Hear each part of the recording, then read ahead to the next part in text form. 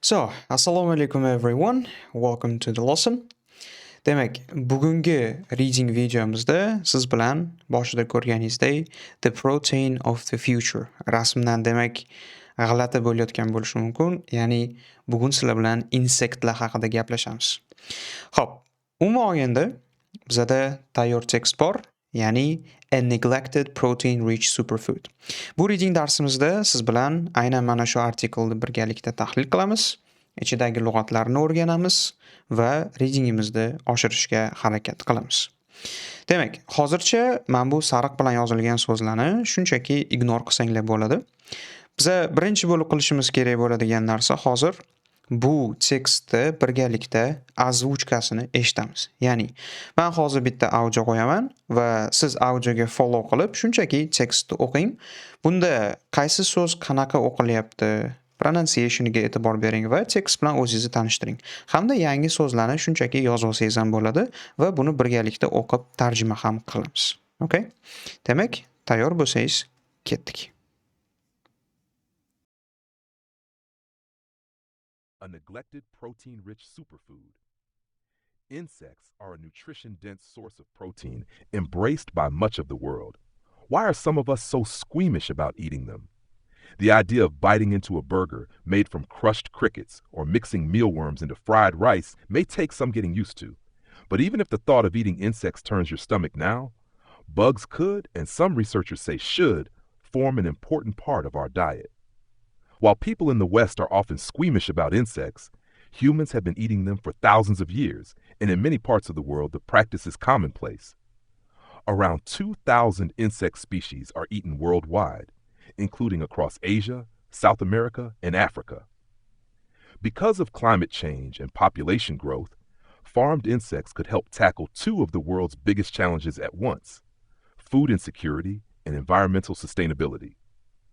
Agriculture is the biggest driver of global biodiversity loss and a major contributor to greenhouse gas emissions. Rearing livestock alone accounts for about 14.5% of global greenhouse gas emissions. Insect farming uses far less land, water, and energy than traditional livestock farming. Crickets, for example, can produce up to 80% less methane than cattle. In terms of protein yield per area, insect farming requires only around 1/8 of the land used for beef production. Insects are also far more efficient at converting feed into protein. Unlike livestock, insects can be eaten whole, producing very little waste. They can also be fed agricultural byproducts and food waste, contributing to a circular economy. Despite these benefits, public acceptance in Europe remains low. Many people associate insects with dirt and danger rather than food. However, food perceptions can change. Lobster, once considered undesirable and served in prisons, is now a luxury product. Experts suggest that incorporating insects into processed foods as powders may help overcome resistance. Ultimately, even the most sustainable and nutritious food must be appealing in taste to be widely accepted.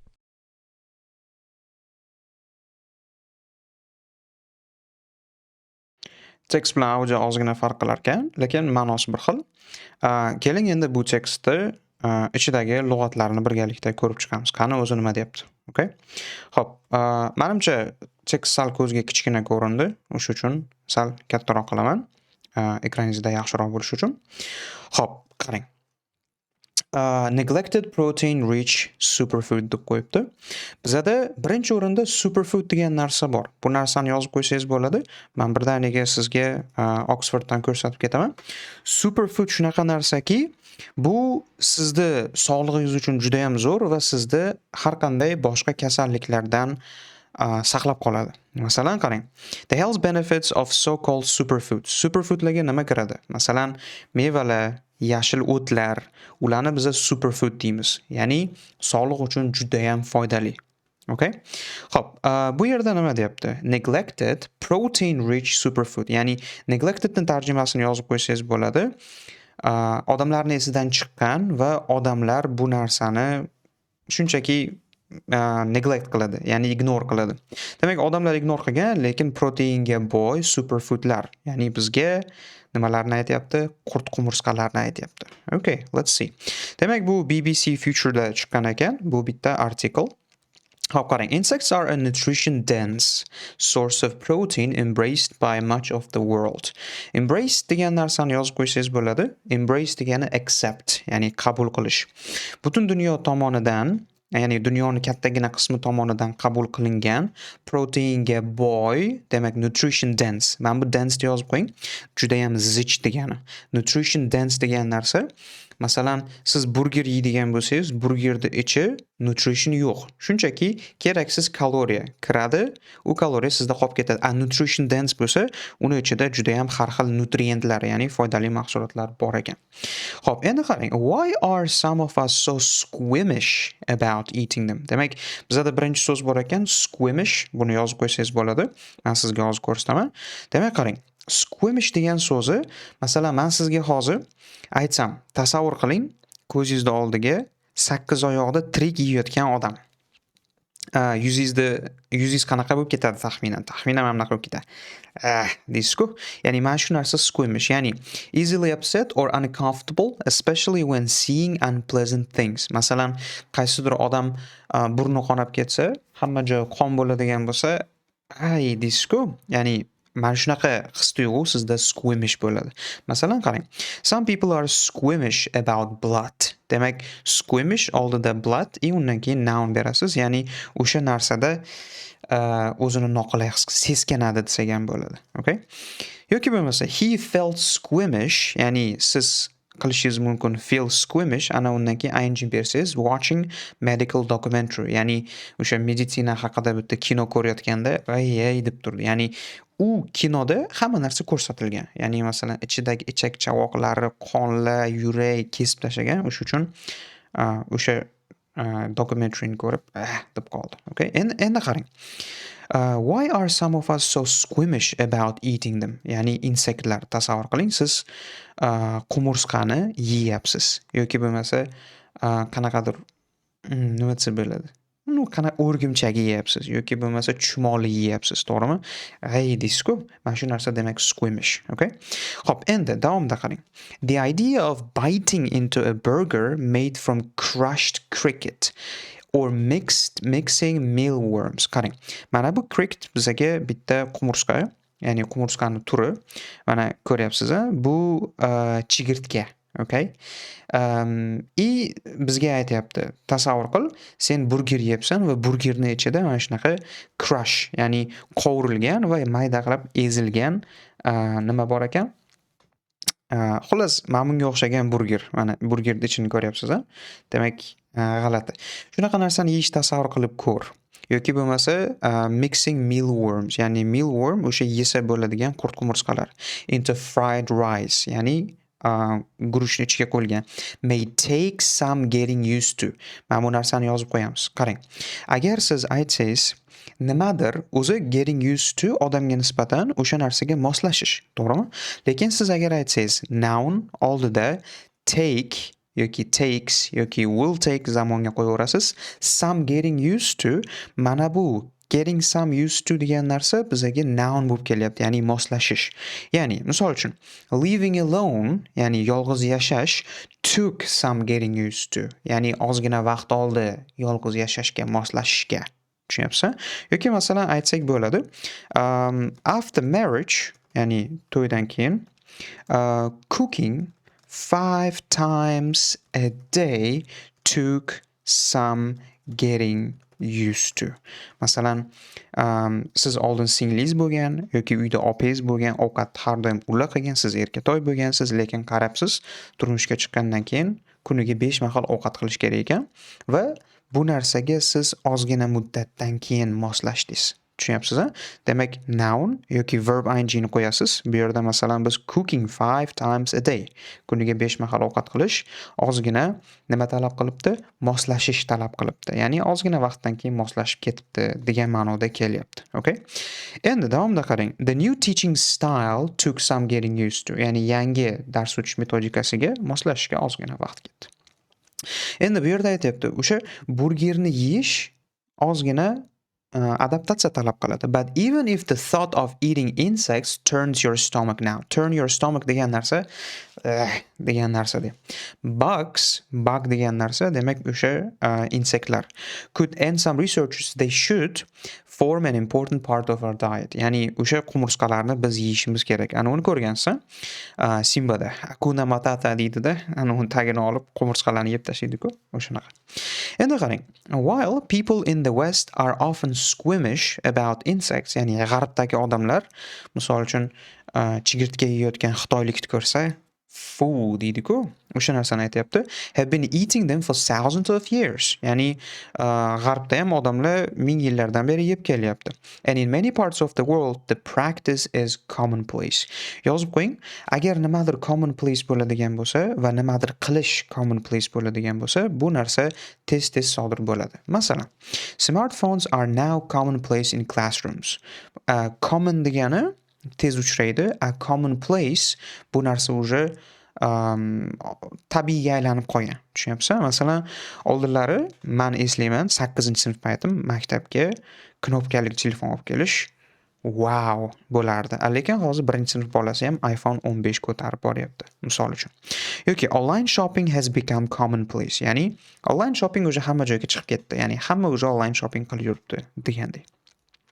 Xo'p, endi bu yerda aytyapti, o'sha qurt-qumursqalarni yeyish anchadan beri bor.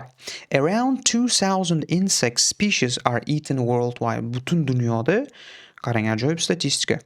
2000 dan ortiq qumursqa turlari yeyilar ekan. Qiziq, a? Endi qarang, including across Asia, South America and Africa. Demak, Afrikada, Janubiy Amerika hamda Osiyoda yeyilar ekan. In Thailand, trays of deep fried grasshoppers. Demak, trays of deep fried grasshoppers bu narsa bizga yana o'sha qumursqani bitta turchasi, mana ko'ryapsiz. Demak, yaxshigina qovurilgan grasshopper. Men to'g'risi bu qanaqa qumursqaligini bilmayman, lekin shirin ko'rinyapti umuman. Bilmadim, men yegan bo'larmidim, xudo biladi. Menimcha men yemagan bo'lsam kerak. Menimcha bular halol ham bo'lmasa kerak. Chunki dengiz mahsulotlari odatda debat qilinadi mazhablar o'rtasida. You know this. Demak, are sold at markets and in Japan, wasp larvae eaten live are considered a delicacy. Delicacy degani delikatess, buni bilasiz. Demak, ular jonli yeyishar ekan, ya'ni jonli deganda nima, tiriklay yeyishar ekan o'sha narsani va bu delikatess deb hisoblanadi. Come on. Bu narsani yeb bo'lmaydi-ku. Mayli. Endi qarang. We are in the middle of biodiversity mass extinction. Extinction yozib qo'ying, demak qirilib ketish degani. Masalan, complete disappearance of species or group, ya'ni o'sha hayvon turi yoki bo'lmasa qanaqadir guruhda butunlay yo'q bo'lib ketishi. Masalan, many animals are at the risk of extinction. Yozib qo'ying, to be at the risk of extinction degani yo'qolib ketish arafasida, yo'qolib ketish pog'onasida degandek. Pollution can speed up extinction. Ya'ni pollution bilasiz, ifloschilik o'sha qirilib ketishda oshirib yuborishi mumkin, tezlashtirishi mumkin. Endi bu yerda aytyapmiz. Butun dunyo qirilib ketish arafasida. We are in the middle of climate crisis, ya'ni iqlim krizisi o'rtasida, and yet somehow need to feed a growing population at the same time. Ya'ni o'sib borayotgan odamlarni to'ydirishimiz kerak. Tushunyapsiz? Masalan, 100 yil orqaga qaytadigan bo'lsak, har 1000 ta odamga deylik yiliga 100 ta mol to'g'ri kelgan. Ya'ni 100 ta molni o'sha 1000 ta odam bir yilga yegan bo'lsa, hozir mollar kamayib ketyapti, odamlar esa ko'payib ketyapti va mana shu bizga iqlimdagi krizis. Tushunyapsiz? Endi bu narsani entomologist Sarah Beyonan aytyapti ekan. Okay. Because of this, farmed insects could help tackle two of the world's biggest problems at once: food insecurity and climate crisis. Buni yozib qo'ying, chunki sizga ideya bu. Masalan, agar task 2 da yoki speaking da dunyodagi food shortage da qanaqa yo'qotsak bo'ladi desa, bemalol aytsangiz bo'ladi farmed insects, ya'ni o'sha fermada chiqarilgan, ya'ni farm qilinadigan hasharotlar. Masalan, hasharot shunchaki yerdan terib olmaydi-da, alohida unga sharoit qilib beradi o'sha hasharotlarni o'stirishga va bu narsa bizga farmed insects bo'lar ekan. Okay? Endi davomida qarang. Food insecurity and climate crisis. Hop, tackle degan narsani ham yozib qo'ysangiz bo'ladi, muammoni yechish degani. Agriculture is the biggest driver of global biodiversity loss and a major contributor to greenhouse gas emissions. Demak, contributor degan so'zni yozib qo'ysangiz bo'ladi. Bu o'sha narsaga olib keladigan, ya'ni sababchi. O'sha narsaga sabab bo'ladigan deganda, masalan qarang. Bu odam bo'lishi mumkin yoki narsa bo'lishi mumkin, qaysiki ikkinchi narsaga cause qildiradigan. Okay? Masalan, stress is a major contributor to poor health. Bizga demak albatta to degan so'z kerak. Masalan, hozir nima deyapmiz? O'sha stress yomon sog'liqni eng asosiy olib keluvchilaridan biri. Demak, nima qo'yishingiz kerak? Qarang, yozasiz. X is a major contributor to Y, ya'ni X olib keladi Y ga. Yoki yana bitta misol, air pollution is a contributor to climate change, ya'ni air pollution olib keladi climate change ga. Speaking part 3 da yoki task 2 da bemalol ishlatsangiz bo'ladigan cause o'rniga yaxshi so'z. Endi qarang, bu yerda nima deyapti? O'sha agriculture, ya'ni biz gektar joylarni olib mol qo'y boqamiz va bu narsa o'sha global biodiversityni yo'qolishiga eng katta sababi va greenhouse gas emissions, ya'ni o'sha karbon dioksidni eng asosiy sababchilaridan ekan. Endi qarang, rearing livestock accounts for about 40.5 global greenhouse gas emissions, ya'ni o'sha livestock chorva, o'sha chorvani o'zi butun dunyodagi 14.5% gazlarga sababchi ekan, ya'ni zararli gazlarga, va bu narsa bizga United Nations Food and Agriculture Organization tomonidan berilyapti bu ma'lumot. Endi qarang. Insect cultivation yozib qo'ying, bu farmingga teng, ya'ni o'sha insektlarni olish, uses a fraction of the land, energy and water required for traditional farming. Bu nima demoqchi? Qarang. Fraction bu foizchasi, bir qismchasi, bir bo'lakchasi degani. Masalan, demak, 1000 ta mol boqish uchun bizga 100% yer kerak bo'ladigan bo'lsa, o'sha 1000 ta mol uchun ketadigan energiya, suv va yerni ozgina qismchasi, ya'ni 10% ishlatgan holda bir dunyo insekt boqib, u insekt bilan odamlarni to'ydirsak bo'ladi va yaxshiroq to'ydirsak bo'ladi. Tushunyapsiz-a? O'sha narsani aytmoqchi, qarang.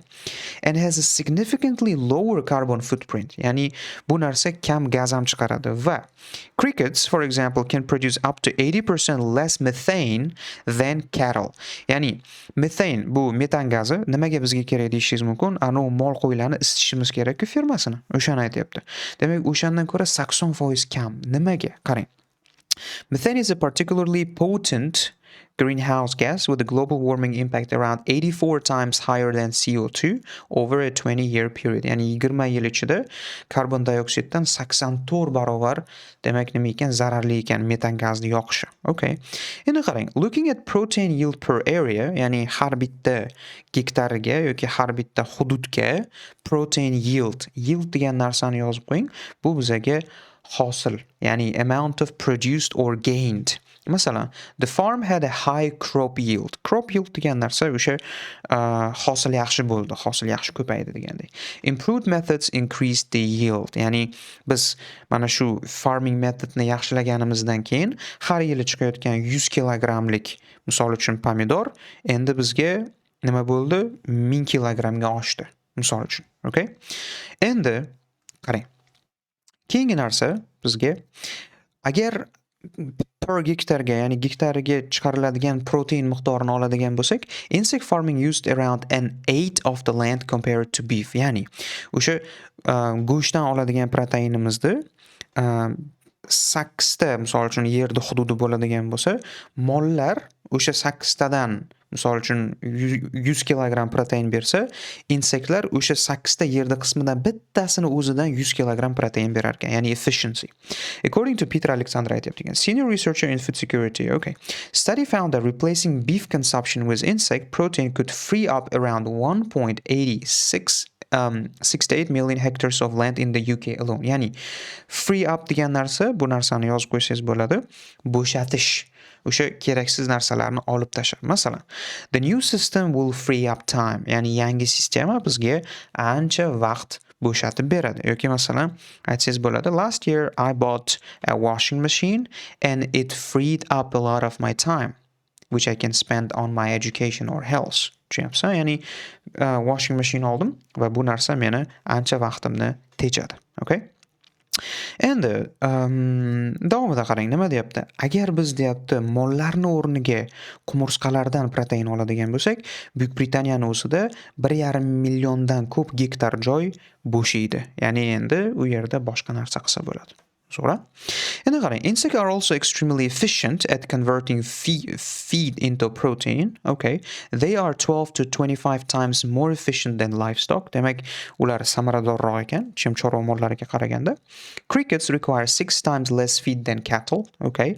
Feed degan narsa bu ularga ovqat berishimiz kerak-ku. Masalan, mollarni bilasiz, o'sha arpa yoki bo'lmasa press boshqa bilan yedirishadi. Qumursqalarga bu narsa 12 barobardan 25 barobargacha kamroq ovqat berishimiz mumkin ekan. Endi 4 times less than sheep and twice as little as pigs. Okay. Because insects are cold-blooded, they lose less energy to maintain body heat. Ya'ni bilasiz, qurt qumursqalar ular sut emizuvchilarga kirmaydi va ularning qoni sovuq. Bu degani ularni isitib o'tirish ham shart emas. Masalan, 100 ta qo'ydi, qish paytida tanasidagi issiqlikni saqlash uchun va ularni tirik qoldirish uchun metan gazi yoqishadi yoki ko'mir yoqishadi va xonani isitishadi. Qurt qumursqalarga bu narsa kerak emas. Chunki ularni tanasi o'zi sovuq va ular sovuqqa chidamli. Okay. Endi davomida qarang. Insect farming also produces far less waste. Demak, insect farming bizga kamroq nima? Waste, ya'ni chiqindi ham chiqarar ekan. Okay. With livestock, a large proportion of animal is not eaten. Whereas insects can be consumed whole, ya'ni livestockdagi hayvonlarni hamma qismini ham yeb bo'lmaydi. Masalan, terisini yoki suyaklari yoki boshqa joylari albatta chiqindiga chiqadi. Insektda bo'lsa g'irch, ya'ni butunlay yeb yuborish mumkin ekan. Okay. Bu ketishda uyda xonamda uchib yurgan arini tutib yeymanmi deyman. Okay. Endi qarang, they can also feed on agriculture byproducts and food waste that would otherwise be discarded. Ya'ni insonlar tomonidan musorga tashlanadigan ovqatlarni discard degan narsani yozib qo'ying, musorga tashlab yuborish, ya'ni keraksiz joyga chiqarib yuborish. Thrown away because it's no longer needed. Masalan, old furniture was discarded. Ya'ni eski mebellarni olib nima qilishdi? Otib yuborishdi. Discard degan narsa o'zi otib yuborish. Okay? The rejected ideas were discarded. Ya'ni keraksiz ideyalar tashlandi, voz kechildi degandek. Bu yerda aytayapti, insonlar tomonidan voz kechilishi mumkin bo'lgan ovqatlarga insektlarni yedirishadi. Their waste can be used as a fertilizer contributing to circular economy. Okay. Endi qarang. Despite these benefits, ya'ni buni qarang, insect qanchalar foydalari ko'p ekan. Ham scientific, ham energy, ham efficiency, hamma tomondan. Attitudes in Europe. Attitudes bu insonlarning qarashlari. Yevropada remain resistant. Keling, resistant degan so'zni siz bilan ko'ramiz. Demak, qarang. Resistant degan so'z insonlar bu narsaga qarshi. Ya'ni ming foydasi bo'lsa ham men insect yemayman deyapti odamlar. Okay? Qarang. Not affected by something, able to resist. Masalan, plants that are resistant to disease. Ya'ni ular kasallikni o'tkazmaydi. Agar I'm resistant to those ideas bo'ladigan bo'lsa, u ideyalarga men qarshiman. Yana qarang, nima deyapti? Opposing something. Ya'ni o'sha narsaga qarshi, u narsani xohlamaydi. Okay? Demak, bu yerda ham ko'ryapsiz, unwilling to accept or support change. Masalan, some people are resistant to new technology. Masalan, yangi texnologiyaga ba'zi odamlar resistant, ba'zi odamlar yangi texnologiyani qabul qila olmaydi. Bu yerda aytayapti. Demak, G'arbdagi ba'zi odamlar bu narsaga resistant. Just 10% of Europeans say they would be willing to. Willing to ni yozib qo'ying. To be willing to bu narsani xohlash. Ya'ni mayli yegan bo'lardim. Ya'ni Yevropani bor yo'g'i 10% o'sha insektlarni haqiqiy go'shtlar bilan almashtirishga rozi ekan va bu narsani bizga European Consumer Organization aytayapti ekan. Endi we associate insect with everything but food. Mana shu narsaga e'tibor bering. Qarang. Bizda ajoyib grammatika bor.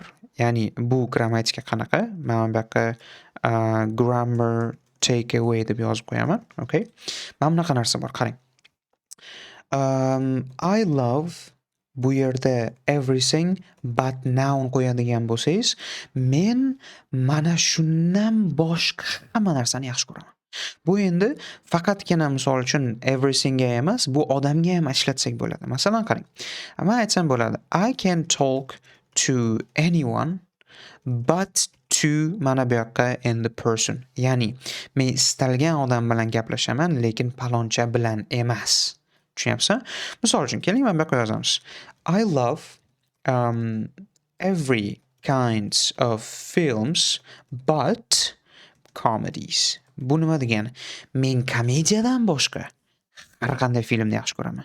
Menga drama yoqadi, thriller yoqadi, action yoqadi, tragediya yoqadi, любой film yoqadi, lekin komediya yoqmaydi. Tushunyapsan? Ya'ni grammatika mana shunaqa. Yoki qarang, adjectivega ham ishlatsak bo'ladi. Misol uchun, she is anything but beautiful. Ya'ni u demak nima desa bo'ladi? U tasqara degan so'zni chiroyliroq aytyapsiz. Ya'ni u chiroylidan boshqa hamma narsa. Ya'ni u tasqara, yuzi xunuk, xarakteri dabdala, shunga o'xshagan ma'noda keladi. Okay? Endi bizani faylimizda qarang. We associate insect with everything but food. Ya'ni insektlarni ovqatdan boshqa hamma narsa bilan bog'laymiz deyapti. Associate bog'lash degan.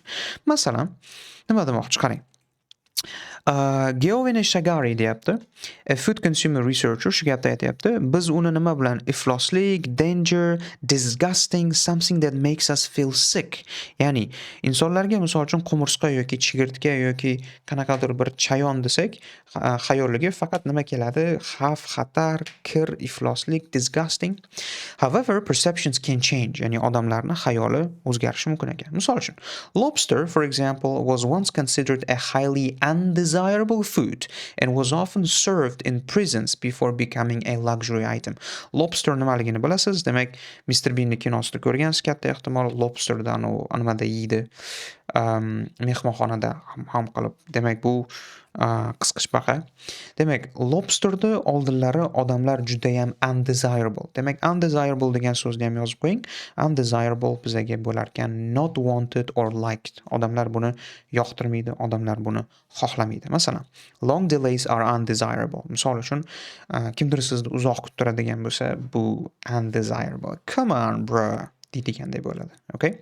Endi food was often served in prisons, ya'ni qamoqxonalarda berilgan ekan va bu narsa hozir bilasiz takoy luxury item. Luxury bu ovqat, ya'ni takoy, chotka ovqat xolos.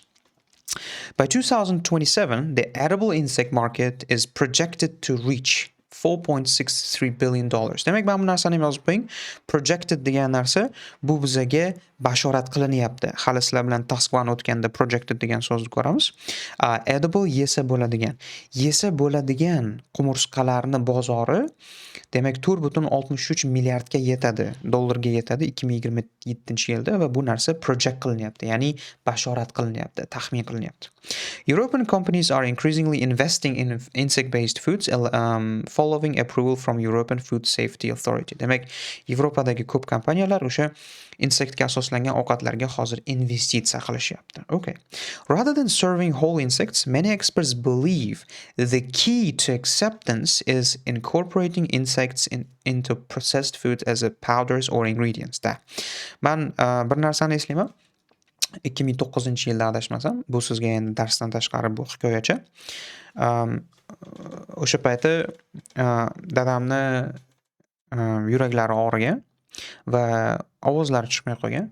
O'sha payti doktor aytgan, chuvalchangni yedirish kerak bu odamga degan.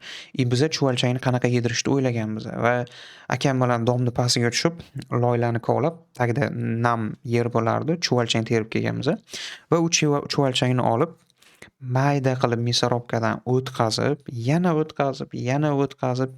mayda kukun shaklga keltirib, ana undan keyin qatiqqa solib, qatiqning ichiga banan qo'shib berganmiz. Ya'ni dadam bu narsani bilmagan, lekin bu foydali bo'lgan. Hozirgi tekstda ham xuddi shu narsani aytyapti. Ya'ni nima demoqchi? Insonlar insektni qabul qiladi. Qachonki biz u narsani kukun, powder demak bu kukun yoki qanaqadir ingredient sifatida ovqatlarga qo'shishni boshlasak. Tushunyapsizmi? Ya'ni tasavvur qiling, ovqat yeyapsiz. qanaqadir burger yoki shashlik, lekin uni ichida qaysidir miqdorda, demak, qanaqadir insektni qismi bor. Sizga bu bilinmaydi. Siz go'sht yeyapman deb o'ylaysiz, lekin qumursqa yeyotgan bo'lasiz. Endi, at the end of the day, bu narsani ham yozib qo'ying. When everything is considered, ya'ni umuman olganda, nima bo'lganda ham deganda edi. You might have the healthiest, most nutritional, most sustainable product. Ya'ni senda juda ham sog'lom va nutrientlarga boy ovqat bo'lishi mumkin. Lekin but unless it tastes nice, ya'ni agar ta'mi yaxshi bo'lmasa, people are willing to accept it, it will be very difficult to get that across. Mana bu narsani yozib qo'ying. Get something across, odamlar orasida bu narsani tarqalishi. Tushunyapsizmi?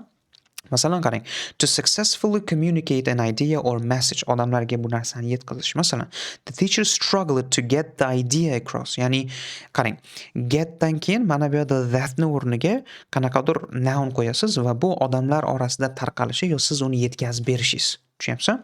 Yoki qarang, good examples help get the message across. Ya'ni men sizga hozir har xil misollar bilan bu narsani tushuntirib beryapman va siz bu narsani yaxshi tushunyapsiz. Despite insects' strong sustainability, credentials and nutritional value, there is still a long way to go before they become a mainstream part of Western diet. Mainstreamni keling siz bilan bitta ko'ramiz. Okay? Qarang. Mainstreamni definitioni bu opinions that are thought to be normal. Ya'ni odamlar orasida normal. Misol uchun tasavvur qiling, O'zbekistonda kimdir tirik 8 oyoq yeyapti. Voy, kim bu yo'qot deydi-ku. Ya'ni bu narsa normal emas. Agar bu O'zbekistonda masalan qo'y go'shtidan shashlik yeyotgan odamni ko'rsangiz, normal hammasi joyida. Ya'ni bu mainstream. Okay? Demak, bu yerda aytayapti, mainstream part of Western diet. Ya'ni g'arbni dietasini, ya'ni yeydigan narsasini oddiy bir normal qismiga aylanishi uchun biz uzoq vaqt sarflashimiz kerak. Demak, bu neglected protein rich superfood haqida darsimiz edi. Hammaga rahmat. Bu fayl hamda mana bu lug'atlarni olishingiz mumkin va sizga uyga vazifa alohida beriladi. Keyingi darslarda ko'rishguncha charchamanglar.